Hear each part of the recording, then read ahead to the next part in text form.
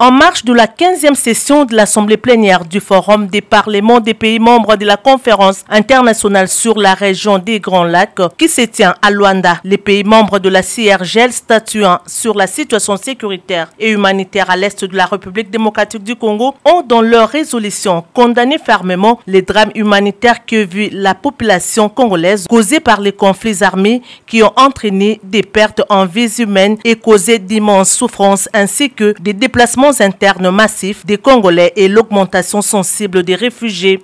Les forums des parlements des pays membres de la CIRGL appellent les acteurs opérant dans les conflits armés à l'est de la RDC à cesser les hostilités et à se conformer aux différents processus de paix. Le Forum des parlements de la CIRGL note avec optimisme de l'engagement politique significatif pris par la République démocratique du Congo et le Rwanda pour remédier à leurs relations bilatérales au moyen d'accords constructifs dans le cadre de la feuille de route de Luanda et du processus de paix de Nairobi signé le 26 novembre 2024. Il encourage la République démocratique du Congo à protéger son intégrité territoriale tout en renforçant l'unité nationale. Les dirigeants de la RDC et du Rwanda sont appelés à profiter du soutien sans faille de l'Angola, pays hôte de cette 15e session, pour organiser une nouvelle série de pourparlers dans les plus brefs délais et de faire preuve d'une bonne foi et de volonté de parvenir à des compromis et à mettre fin aux combats qui ont connu une recrudescence ces derniers temps. C'est aussi l'appel du député national angolais du parti politique UNETA, Raphaël Savimbi, fils de l'homme politique angolais Jonas Savimbi, d'heureuse mémoire. Moi, je pense que le message important, c'est qu'il faut toujours aller vers la paix. Et quelle que soit la situation, quels que soient les conflits, mais il faut toujours trouver un moyen d'entendre, il faut s'asseoir et il faut surtout trouver un moyen d'intégrer les gens, mais surtout éviter le conflit. Voilà. Nous, par exemple, en Angola, on a eu un conflit long de près de 27 années de guerre. Et vous savez, aujourd'hui, nous sommes ici. Et malgré nos différences politiques, c'est vrai, mais nous sommes ensemble, nous discutons nos différences. Et le plus important, c'est de mettre en eau les intérêts nationaux du pays. Donc moi, je pense que c'est le même message que moi je lance à nos frères de la RDC.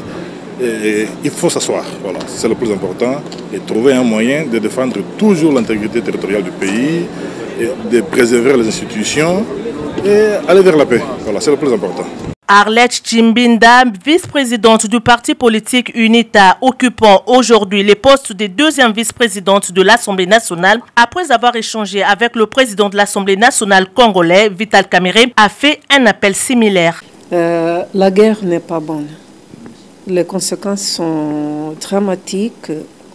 On a des problèmes qui se multiplient et que c'est pas bien. Parce que chacun a ses idées, et ça c'est vrai.